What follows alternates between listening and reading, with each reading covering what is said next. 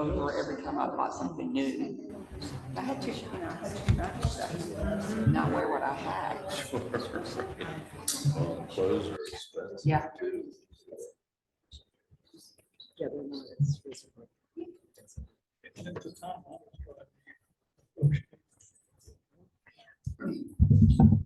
Testing. Sounds great.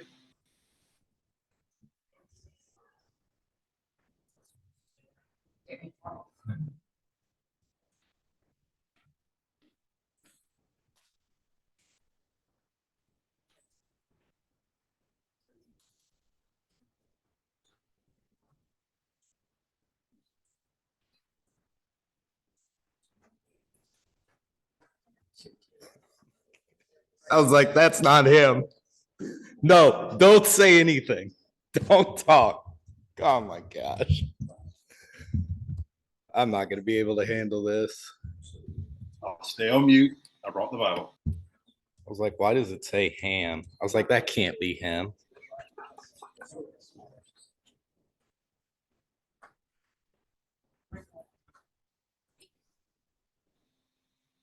Are you gonna like share slides, or is this just gonna be on you the whole time?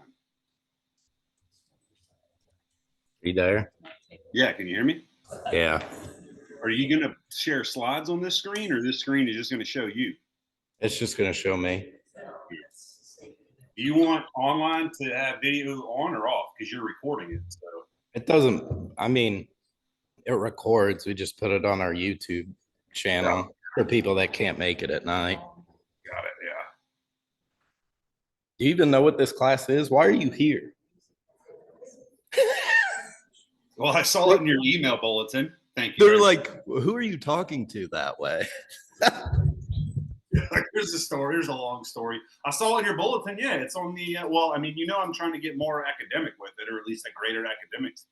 And so I saw this little 2-part series, and I thought, well, that looks interesting. All right. You really threw me for a curveball, dog. All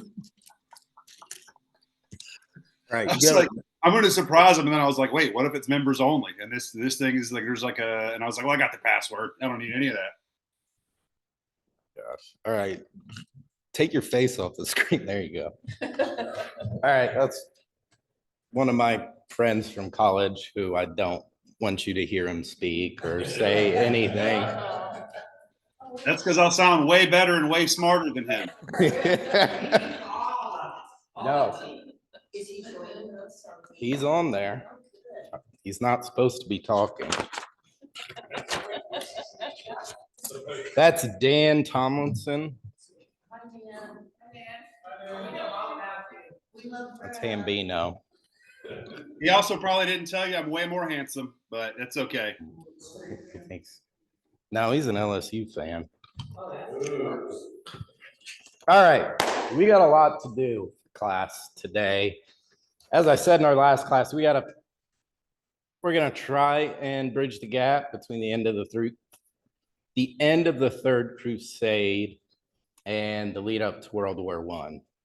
And as I was putting class together last week and this week, it became apparent that we are moving towards one thing in particular that I think truly defines the conflict in Israel and Palestine today. And what that one thing is the birth of nationalism. So I'm going to give some historical high points, and then we are going to talk about nationalism and its emergence in the Arab world, in the Jewish world, and how kind of after World War I that really sets the stage for all the tensions that are going to exist.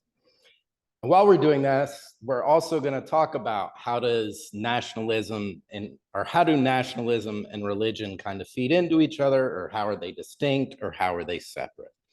But to understand the modern conflict in Israel and Palestine, you have to understand its roots in nationalism, because the conflict can really be boiled down to that.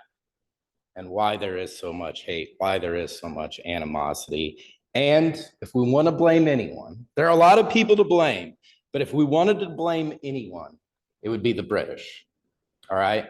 So ultimately, if we have to point the finger at one person, it's the British's fault, not anyone else's. It's just the Brits. But let's push through on some history. So Janus did raise the idea that there are, yes, more than 3 crusades. There's a lot more. Some of them aren't even numbered. But the 4th crusade ended with the sack of Constantinople. So you'll remember that the 1st crusade was brought upon when the Byzantine emperor requested aid. And the 4th crusade ends with the sack of Constantinople. And this kind of undermines Byzantine authority, but it also opens the door for the coming dominant power. And that is, anybody want to guess?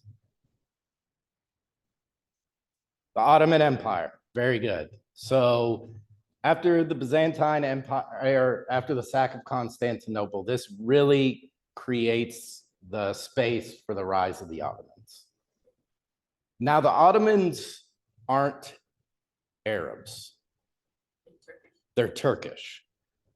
All right. So you have Constantinople on the European, well, on the European side, a European power, and you have the Ottomans, the Turks, who are just on the other side. Okay. But the Turks are not Arabs. This is very important for us to understand. Ethnically speaking, they really don't share much in common with Palestinians or Jews. Okay. But they are coming onto the scene. But as they're coming onto the scene, there is a very famous group of people that begin to invade the Middle East and Eastern Europe. Does anybody know who that is? The Mongols. So the Mongols enter the stage, and they are kind of like a scourge on the civilizations of the Middle East and of Europe. They pretty much do whatever it is that they want to a certain degree, but they absolutely devastate the Islamic lands in the Middle East. I mean, run roughshod right over them. Baghdad is almost completely destroyed, which up until this point had been almost, the jewel, the crown jewel of not just the Middle East, but the world. Which gives you a sense of like the power that the Mongols have. Everyone is absolutely terrified of them. And what this does is it kind of fragments the Muslim political authority. And this kind of continues, this fosters even more the need for a rising power such as the Ottomans to kind of pick up that which is kind of fallen apart or broken apart. What year are we in? Mongol invasions is the 13th through the 14th century. So kind of like the 100 years right there. The Mongols did not care at all what your faith identity was. It was not something they really cared to identify.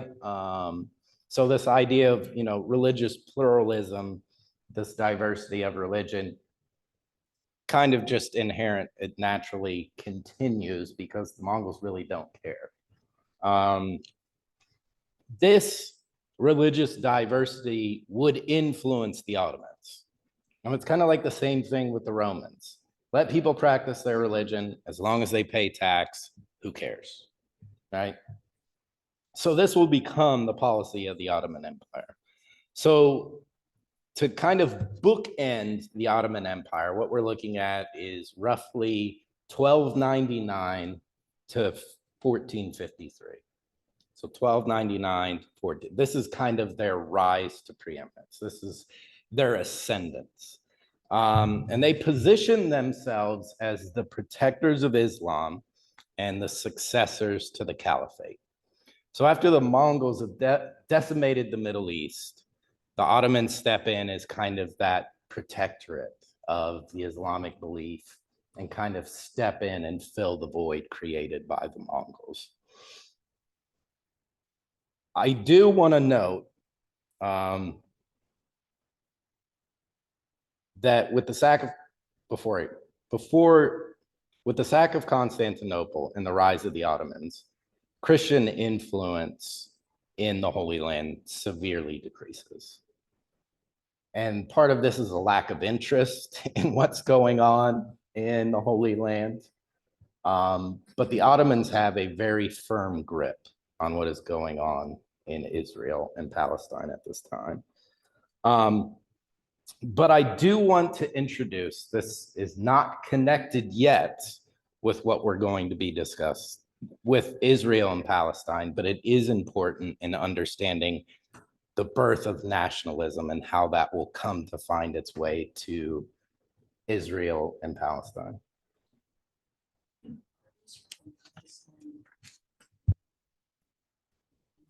No, I am using that just so you can, so we're not changing it. It is not Israel Palestine right now. Yeah, it is a territory of the Ottoman Empire, probably known still to many as Palestine, not as Israel. Probably continuing with that Roman name. Any other questions? So around the same time as Martin Luther, we also get these humanist and classic ideas that begin to kind of lay the framework for what will become nationalism.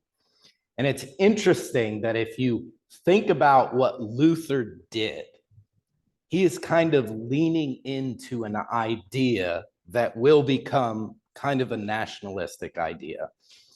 Since you all, listen intently to everything I say regarding Martin Luther and remember all my teachings about him as an individual, how might the Protestant Reformation and Luther kind of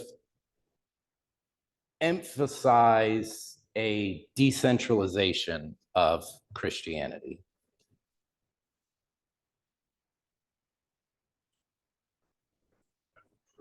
So,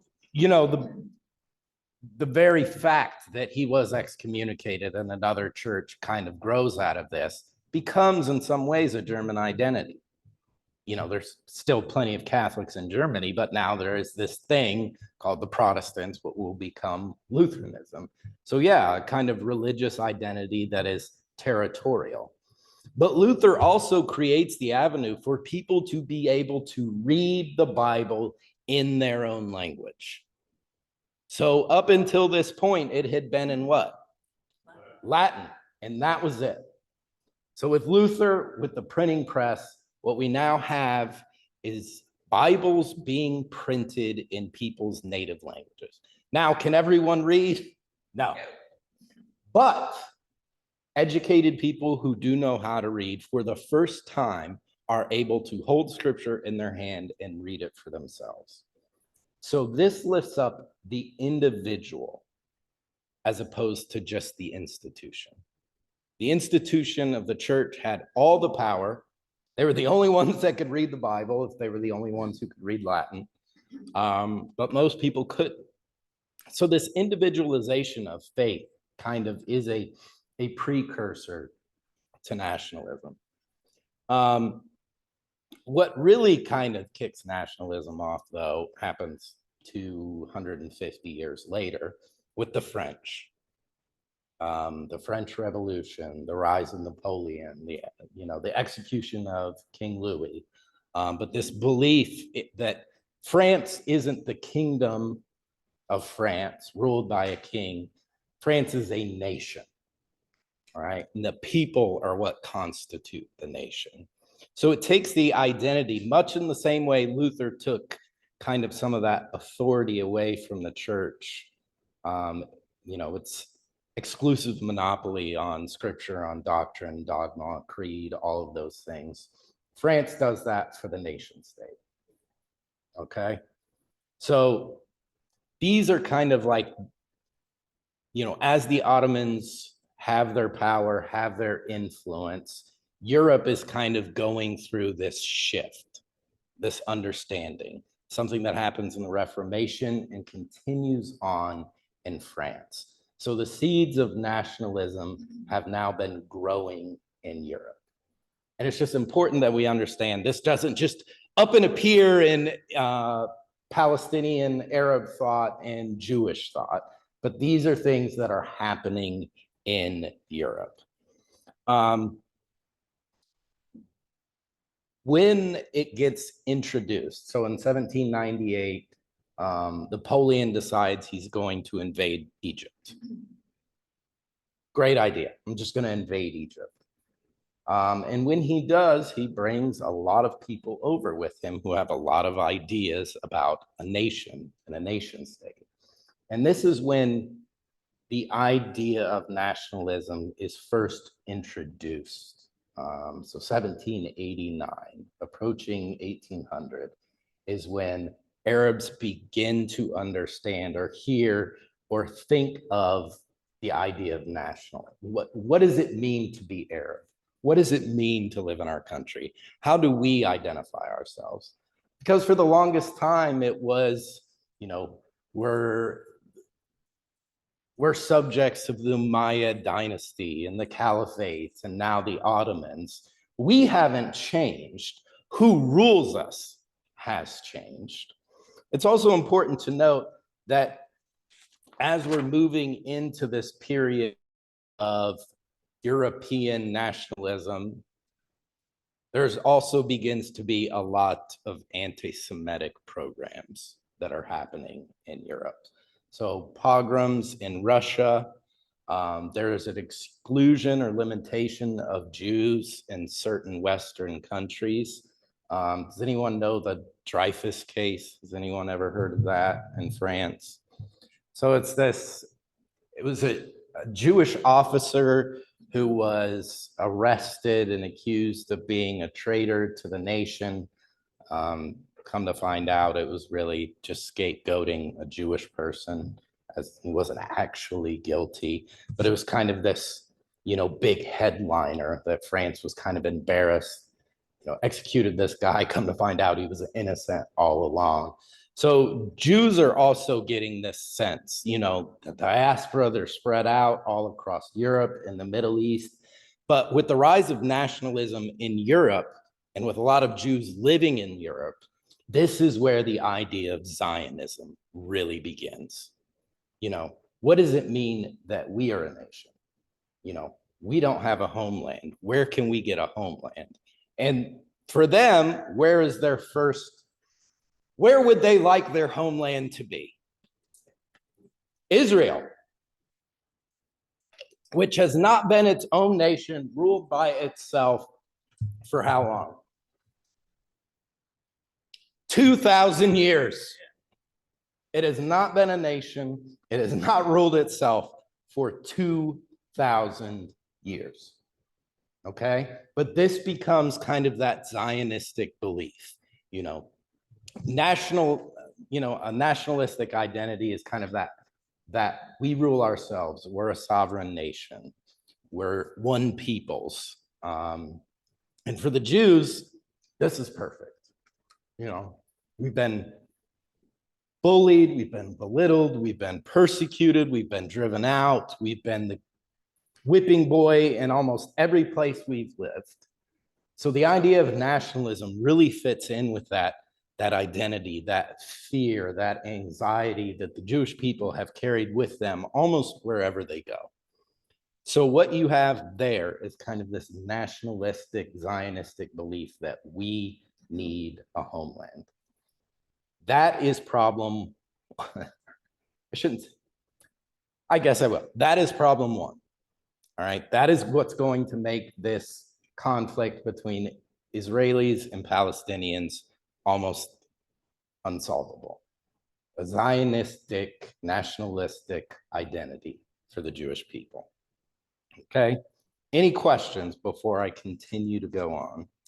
Might be a bit of a sci-fi, but in the diaspora where all Jewish people are being persecuted, is it the non-Christianness, the non-Muslimness, was Judaism? So if they didn't have this, we need a homeland, thought before then those sources of persecution were simply because they had different customs and different ways. Like, I'm trying to flip both of those thoughts and say, okay, Zionism emerges national, we need a home, but they've been persecuted but yet other religions are just coexisting out there in the world, or is it just? Well, there's they're not, definitely- they just take it over. There's definitely not peace and harmony between all other religions. Muslims and Christians, for most of this 700-year period, do not live together in peace and harmony. But when you think about where a number of the Jews end up who end up being persecuted themselves, or their descendants are persecuted, they are largely where? In Christian nations, who have been taught for quite a long time that it is the Jews' fault that Jesus died. They're ethnically different. They keep to themselves. So it's almost like they are easily identifiable as not being a part. They are something different. They kind of keep to themselves. They do business, yes. They know people, but they have a tight-knit community, which also kind of sets them apart as something different. And it is the natural human inclination of communities, of nations, that when things are going wrong, there has to be somebody to blame. And for the longest time, even still today, in certain parts of the world, blaming the Jews was easy. You know, there's examples still in medieval Europe, but kind of between this timeline, you know, a boy was murdered and then ended up with the execution of like 10 Jewish people because it was believed that they did it as some kind of child sacrifice and they drank his blood and stuff, which was all unfounded, all made up. But these are the types of things that happen, especially in Christian Europe. Now, once again, this isn't the belief of every priest and, you know, but the Jews are persecuted time and time again across all of Europe. But especially, I mean, it's Eastern Europe, especially with the Russians. Tsar Alexander II, I believe it was him. It was after the assassination of someone else. I don't even know the number, but thousands and thousands of Jews were executed or taken to prison labor camps, which, if you know anything about Russian prison labor camps, that is the absolute worst place on earth you would ever want to end up. So this continued persecution, but then this nationalistic ideal kind of, it just fits. Like, why wouldn't it, right? You've suffered, you know, your people are spread out throughout Europe, throughout the Middle East. Why wouldn't you have this kind of call or this feeling or this desire to have a homeland? Because they don't really have anybody to protect them. They're almost at the whims of whatever authorities are there. So what better than to have people that look like you, believe what you do, in charge, also willing to protect you. And that's what I think is one of the most difficult things about understanding the conflict.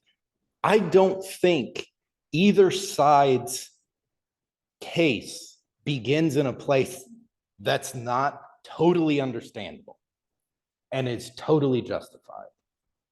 I would say the Jewish belief, this rise in Zionism, we want our homeland back, is totally founded and totally understandable.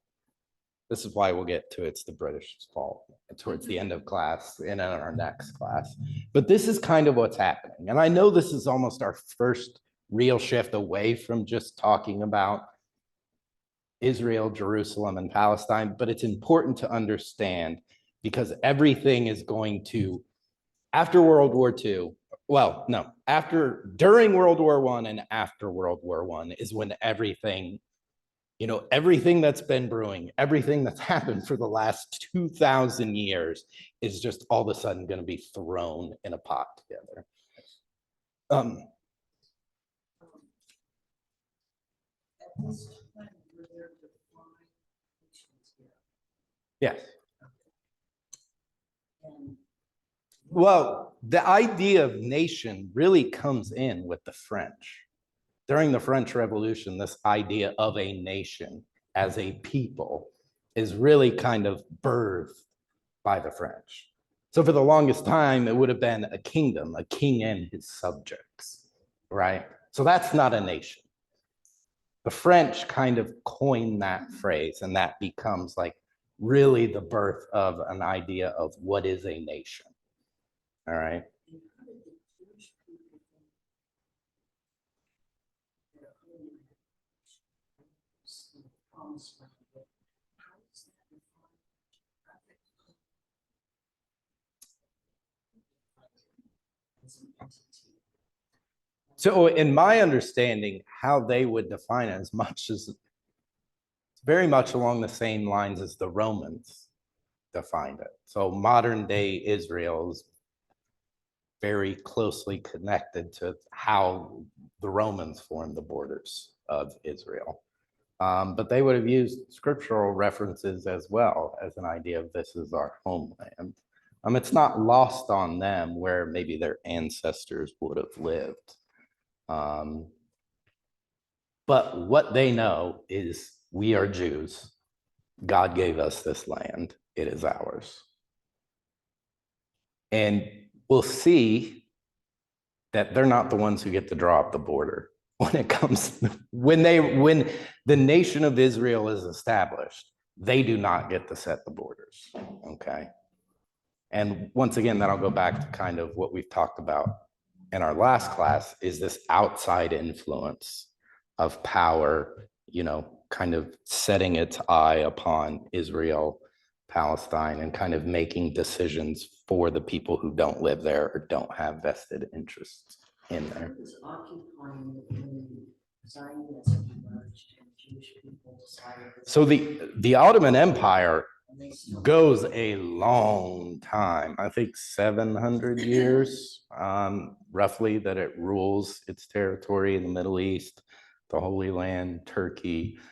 So it is in control as these ideas are kind of rising to the surface. But when we think of nationalism, I don't think we typically think of the French Revolution. I think we think of post-World War I Europe, a nationalistic identity. The Nazis, the Soviets, the idea of they're a nation, one people, racially alike, ethnically alike, share a lot of the same culture traditions. But it will be with the fall of the Ottoman Empire after World War I, in which British has control of that territory and that land, that a lot of this will actually begin to happen. That answer it? Yes. Okay. Any other questions before I go? All right. So there is it's called the Arab Nada, which is kind of the Arab Renaissance. And what this sees, and this is kind of the same time this is happening in Europe after the French come to Egypt and these ideas of nationalism begin to be planted. You are having intellectuals write books, write novels that promote a kind of cultural revival, almost a reclaiming of what it means to be an Arab. So we're ruled by the Turks, but who are we as Arabs? Who are we as a nation of Arabs? So this is when that really begins to take hold. And what's interesting to note here, and it's something we are going to continue to discuss, because I think it's not only relevant to this situation, but I think it's also relevant in our country today, is how exactly does religion fit in with a nationalistic ideology? Because a lot of the nationalistic identities that we have kind of, or at this time, kind of pull in Islam, kind of use the faith as a way to continue to bring people in. But its main tenets have nothing to do with the religion practiced by the people. So if you are a Muslim who is not an Arab, you are not a part of the nation. Does that make sense? So in America, we'll use this as an easier example. A nationalistic idea would be Americans, look like us, talk like us, white, all those things. So it's kind of a nationalistic identity. And people would like to fold being Christian into that. The problem is when you bring Christianity into that, what about all the Christians in Africa who aren't white, who don't speak English? What about all the Christians in South America who aren't white? All these things. So by bringing religion in, you actually create a source of contention about what does it mean to be a nation, but also have a religion. And this is something I think we'll discuss about with Judaism, with Islam, as this kind of continues to boil. The Ottomans, however, I would say don't act wisely, because their immediate response to this rise in Arab nationalism is to kind of knuckle down, is to kind of do their best to kind of extinguish it wherever it can be found. And this, I think, speaks more to the Ottomans' dwindling influence within its own empire than anything else. But if we've learned anything throughout human history, it's that in your attempt to silence a group, you often do what? Martyr them. You martyr them, you show that it is something to be listened to, or it is something that should be feared, or you grant it a certain amount of credibility. So as Ottoman authority dwindles within its empire, it is giving power, and I think a voice to this nationalistic idea of what it means to be an Arab nation. What happens when nations fall apart? Go ahead. Well, are the Arabs at the same time seeking their homeland or They're in their home. I mean, that's They're all in that geography, Yeah. right? Pretty much. Arabs. but they're under the rule of Ottomans? Yes. I mean, ethnically speaking, Jesus would look a lot like a modern day Arab. Not totally, but I would say that Jesus looks less like every Lutheran church or every old Lutheran church has that picture of Jesus with like blue eyes and blonde hair. I mean, in reality, Jesus looks far more Palestinian than he does like a white Thor, There was funny. There was a lady in my first church, and I walked in to visit her for the first time, and she had a picture of Obi-Wan Kenobi on her mantle. And I said, "Oh, you like Star Wars?" And she said, "What? That's Jesus." And it was Ewan McGregor as an Obi-Wan Kenobi in Star Wars. I didn't have the heart to tell her. I was like, "I'll just leave this one here." I said, "Oh." But yeah. The Jewish people, think of in the time of Scripture, would not have been ethnically Arab. They wouldn't. But over time, they would have begun to look more and more like each other, Arabs and Jews. So to the point that when Jesus is born and is raised, people look a lot. They look Arab, I would say, to some degree. So what we have now, so what we have now is a Jewish nationalism that we would call Zionism and a rising Arab nationalism. Now, that in and of itself, who cares? You know, you can have nationalistic nations who don't have any conflict with each other whatsoever. You know, they just exist in their own little worlds, in their own little bubbles. But what are the problems that are going to arise? First off, Land disputes. they live or want to live in the same area, right? Like Palestine as kind of like an Arab nationalistic movement. Like those people lived there at that time. The Zionists, Jewish nationalism, wants to return to its homeland where Arab Palestinians already live. So what you have is these two ideological forces kind of coming closer and closer together. They also share a ton of sacred geography. Jerusalem, its very self, home to the Wailing Wall, home to the Dome of the Rock, has this shared religious identity that is not something a nationalistic group is going to want to share with someone on the other side. So what I want to do is separate the two out. So there's nationalism and then there's religion. Both parties are going to merge them, but I see them as being very different and very distinct because I think the religious aspect has existed the entire time. It existed between Christians and Jews after the death of Jesus.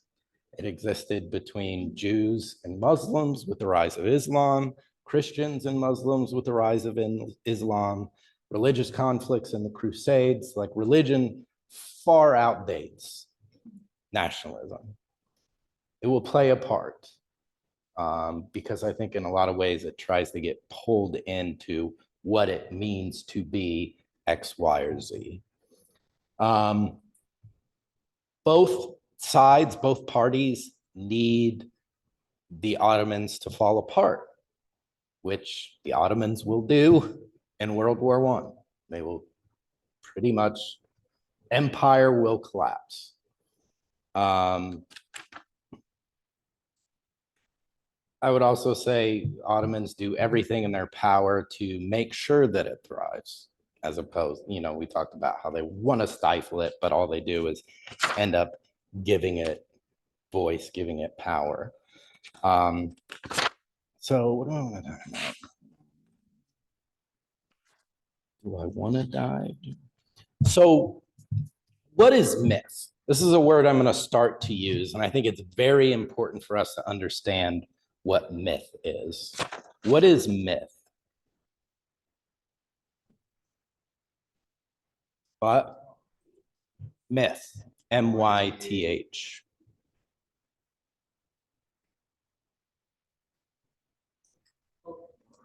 So folklore, okay.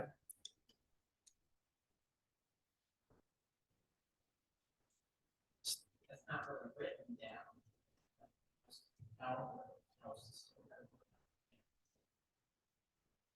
Yeah. So it's interesting that you guys kind of bring it up like that, because there is, I think you can define myth in that way. Folklore, stories that pass, you know, from generation to generation. They can be written down. Greek myths are written down. We're not talking about myths, though, that are necessarily falsehoods. They can be actually quite true. But every country, every nation has a myth, a system of belief. All right. America has a foundational narrative that is built in myth. And that's not saying it's not true, but it is the story that we've all grown up hearing. All right. And this is how you define yourselves as a nation and as a people. So even if it's not nationalism, every country has a myth about its founding, about its people, about how things came to be. And this is exactly what the Zionists and the Arab nationalists begin to do, is they begin to create this narrative, this myth. And once again, let me reiterate, this does not mean it's false. A lot of the historical events in this myth are true. They happened. So the persecution of Jews in Europe is part of that foundational myth for Zionism. Absolutely true, happens, definitely something they feel. And it has this kind of emotional resonance, right? Like you are wed to it in some ways if you are a person of that nation. I mean, just think about the things in America that we hold dear, that are very important to us, you know, emotionally resonate with us, right? Like we are very wed to these ideas of what makes America, America. Okay. And this is the same thing that is happening. The bad part about creating your own myth, because this is what every nation does, it chooses what is a part of its myth, is selective historical kind of reflections. We get to pick which parts of our history and which parts of history are important to us while neglecting those that aren't. So what you were beginning to have is Zionists and Arab nationalists choosing what parts of history fit in to their foundational narrative and which ones don't. As we have, I mean, the broadest brushstrokes in this class, the broadest. I am not an expert in any way, shape, or form. I have been trying to give you the broadest stroke of the history leading up to the modern day conflict. But I have dumped a ton of information in your laps and in your heads. All right. And that's not even 10th, a hundredth of it. And you have each one of these groups picking and choosing events throughout history that mean this land should be theirs. This is ours. This is our nation. Each one can create a historical narrative that lends credence to their claim. Their problem is the things they are leaving out probably give someone else a claim. And this is exactly what Arab nationalists and Zionists are going to be doing.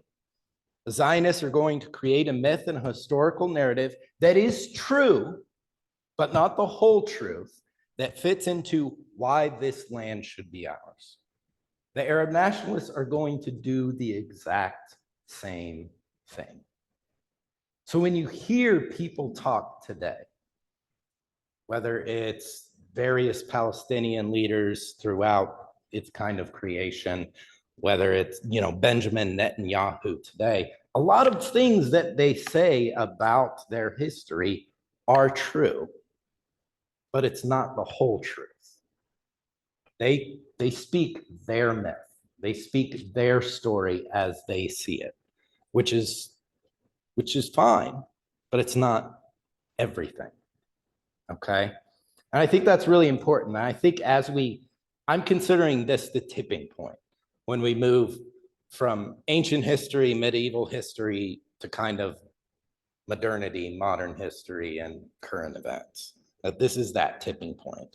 And what is happening by both sides is choosing everything that happened before. This is what's important to us. Okay. So what do you think are some things for the people of Israel, the Jews? What do you think are some important historical events for them?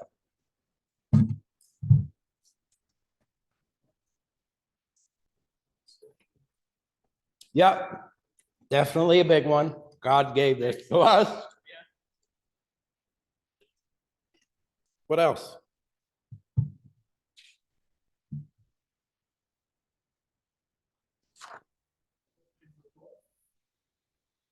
What was his answer?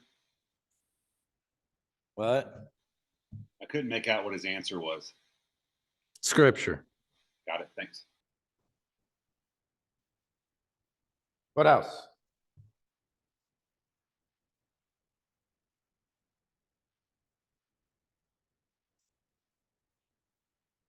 They'll lean very heavily on the fact that everywhere they've gone, they've been rejected.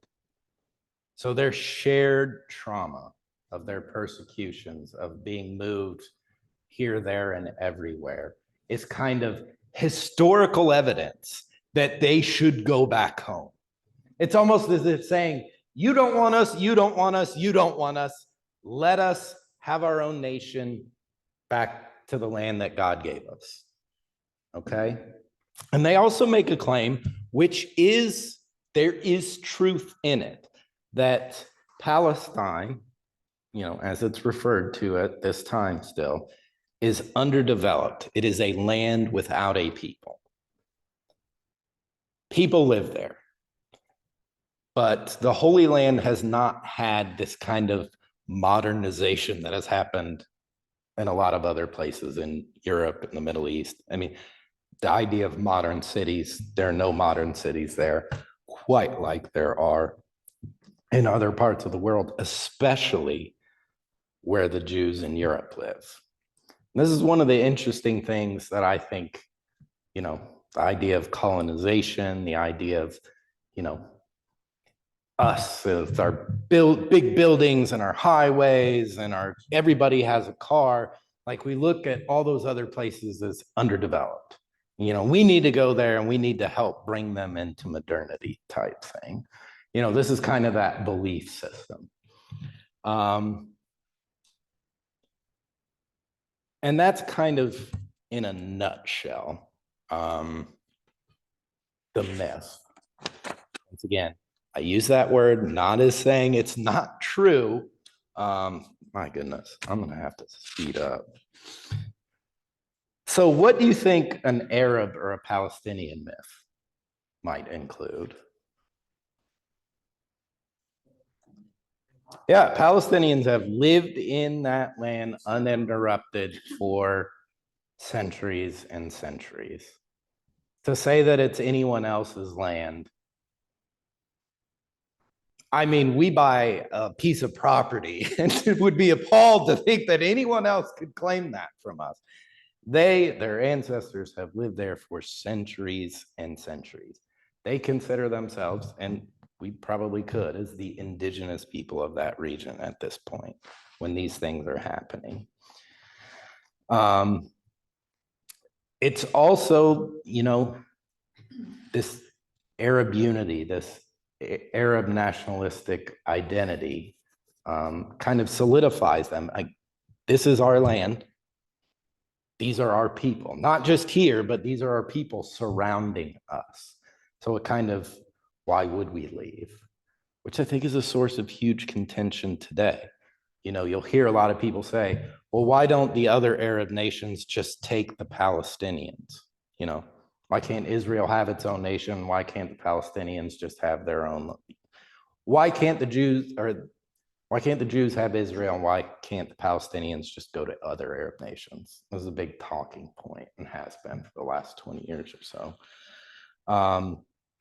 We're going to get to another part of that Palestinian Arab myth when we get to the end of World War II. Because as you can imagine, if part of your founding myth is that you've been persecuted and the Holocaust happens, that's, you know, that's right out for everyone in the world to see on a scale never before seen. Did the Jews, did anyone else that Palestinians, didn't they just want to be there at peace? Like, they weren't trying to occupy it from people originally, from the Palestinians? What do you mean? Like, at one Like, point in you have history? the Palestinians, like, this is our home, you go find somewhere else to live. Oh, no, this is absolutely the belief system now.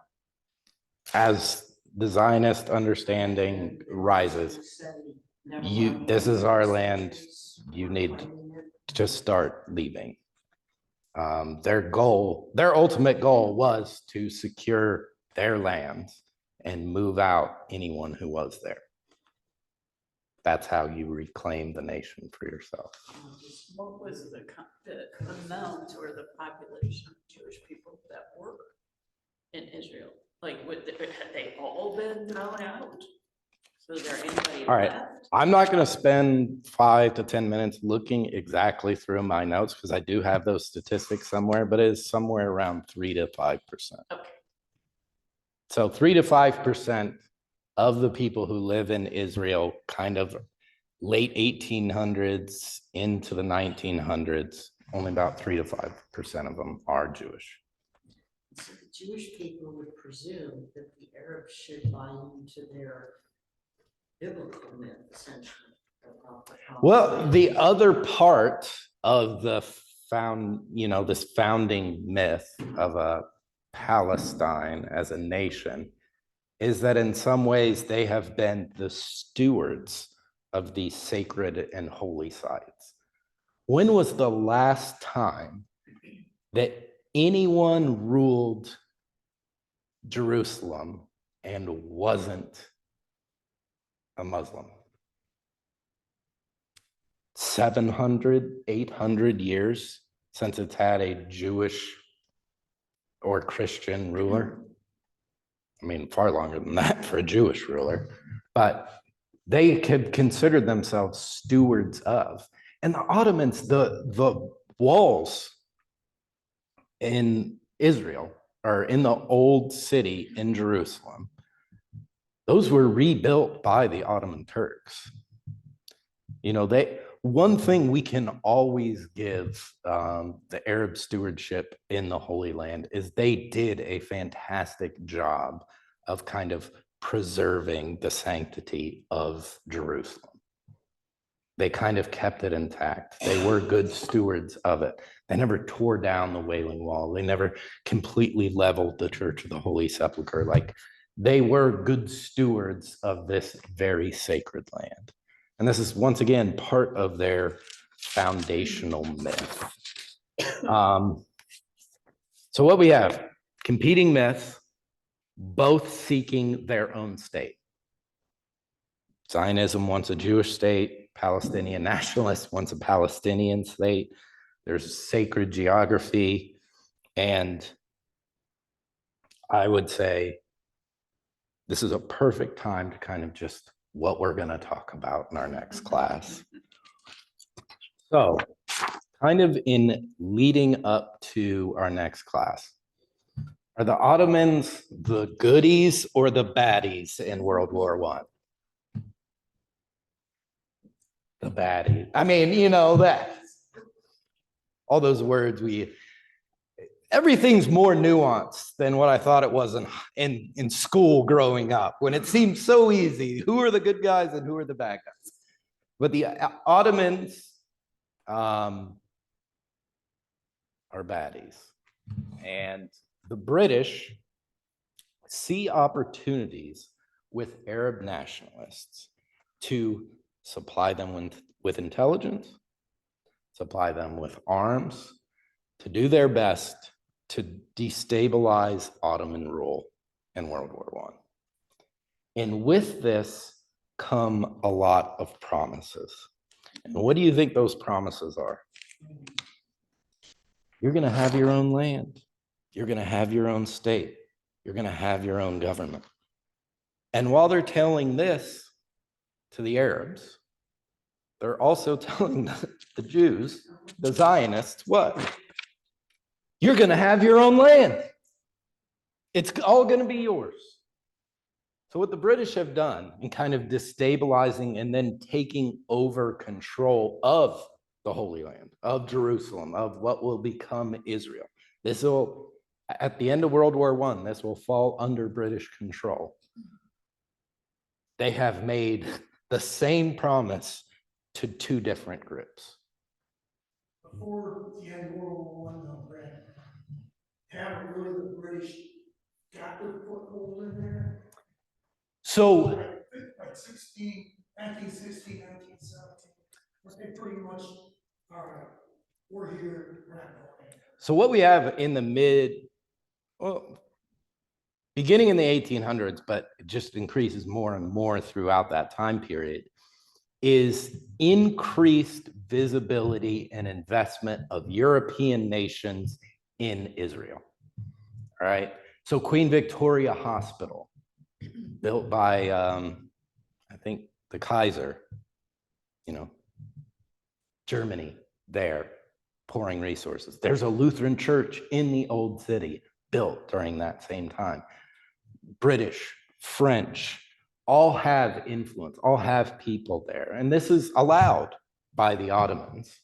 But it's only as Britain never had the influence or the control it did over Israel until after the Ottomans had lost or were on the losing side of World War I. So that's really when they kind of step in. Does Britain acknowledge them, that they made false promises to both of them? Well, I mean, Well, it's history. yeah. You're in World War, you're in a empire building World War scenario, right? So. I mean, it's important to taking. We as human beings can be so short-sighted. We just can't. This works now. We'll figure it out later. So think of American support of the indigenous people in Afghanistan when the Soviet Union tried to invade. We were more than happy to give Afghanistan, the Afghanis, all the training, the weapons, the money that we could so they could repel the Soviet Union. Well, then, decades later, we have Osama bin Laden, who is very influenced by that.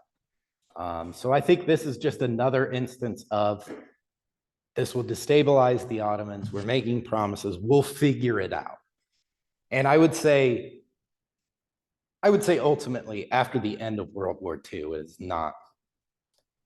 is not only on, it's probably more on the United States. The US becomes the dominant, influential Western power at the end of World War II. Britain doesn't have quite the voice it did after the end of World War I.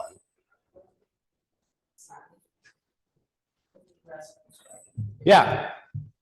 But as is everything with the UN, there's like 3 countries that actually have any say in what actually happens. But yeah, it is the great trauma that we will build up to, maybe even cover in our next class, will be 1948, when the nation of Israel is actually created. And that will be, here they've come together, we've given it to somebody, now we have problems. Everything that's been building up to this point is about to kick off.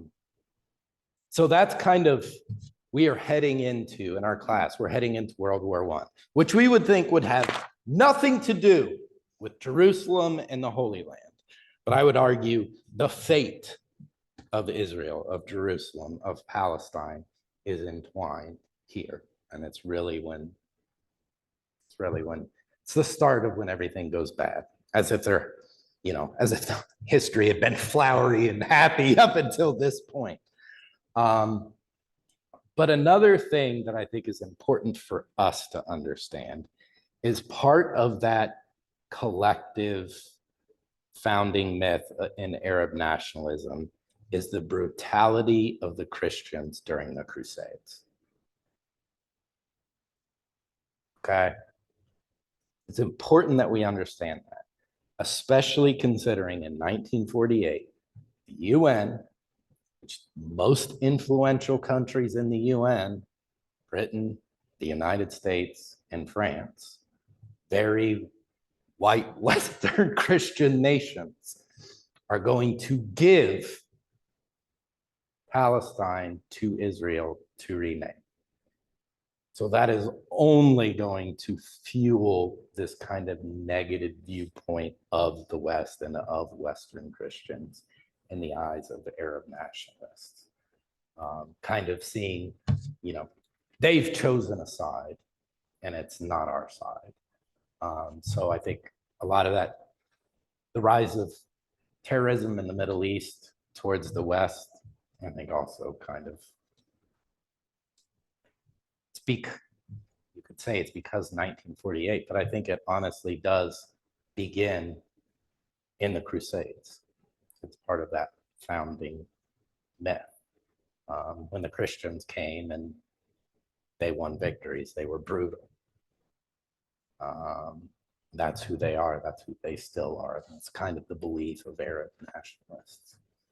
All right. So I know that was 700 plus years. But as I was preparing for class, I began to see more and more how important it was for us to kind of set the stage for, I think,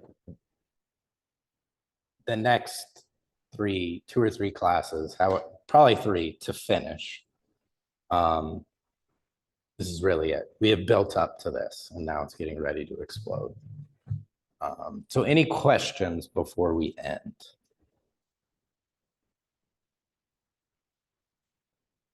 Nope. So go ahead.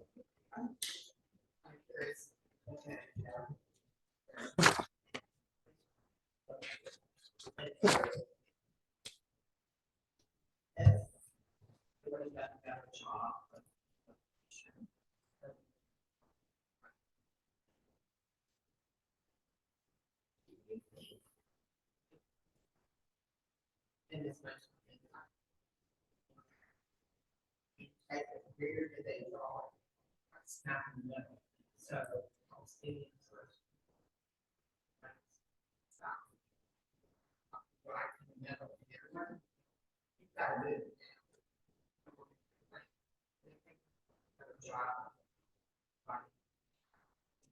Stop. I know they all want it. Drawing the lines from the border. I don't think, and this is just personal opinion of someone who's read a little bit, I don't think by creating the nation of Israel there at that time had a happy ending, no matter how the lines were drawn. I think they could have done a better job, which might have eased some of the tension. But we'll see. I mean, the moment it happens, there is immediate Arab backlash like that, which goes to tell you, like, this is how people feel about being displaced. Unfortunately for those Arab nations, they thought, we'll run roughshod right over these people, and that you get military hardware from Western nations and the United States, you have quite the advantage, no matter the limitations on manpower. And I think that sets the tone for the kind of militaristic culture in Israel. I don't know if you know, but everybody in Israel has to serve in the military, unless you have a exemption for physical and mental reasons, or, as I think is especially relevant today, a religious exemption. So Orthodox Jews do not have to serve.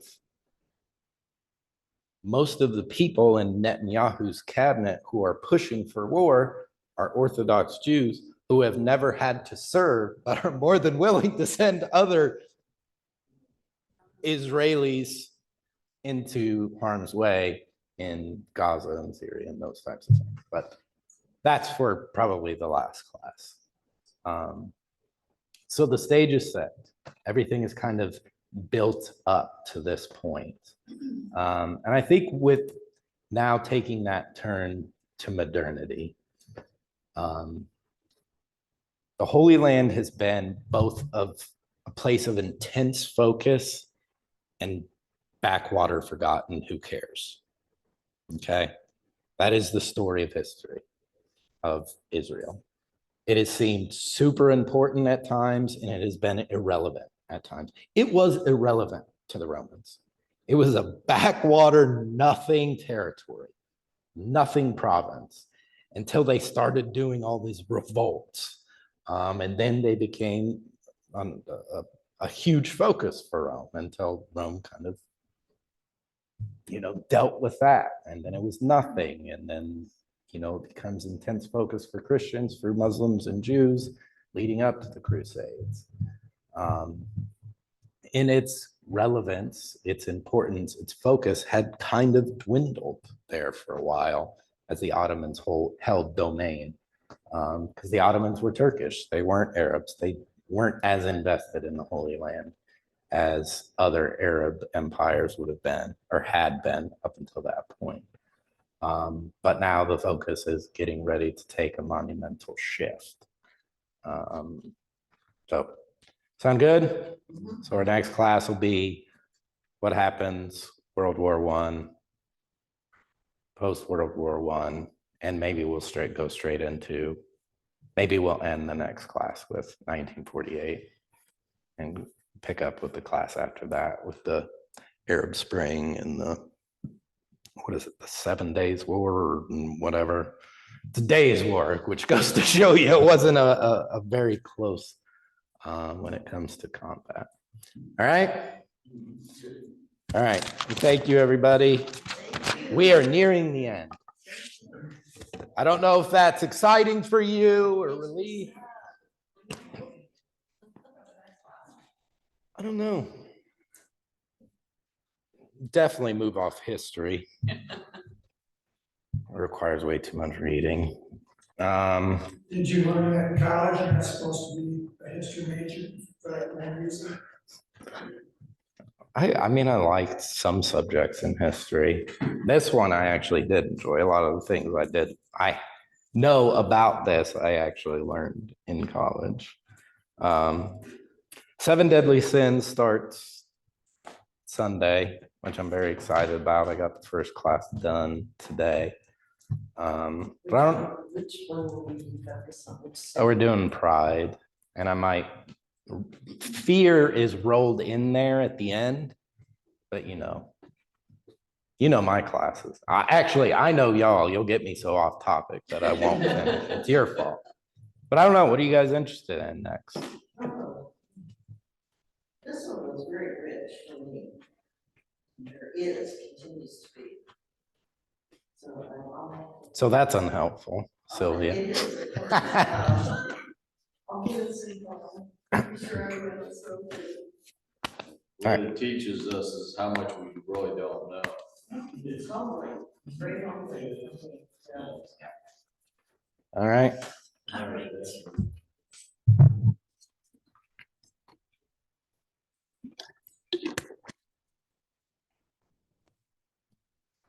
I'm going to shut this off. If you want to share your thoughts with me, you can call me or something. All right. I've got notes. All right. I'm actually hoping not to. surprised. Yeah, I was just hanging around just to hear the church chirp you, and they didn't disappoint me. Yeah. All right. I'm shutting this off so it can upload. Appreciate you. Oh, you left.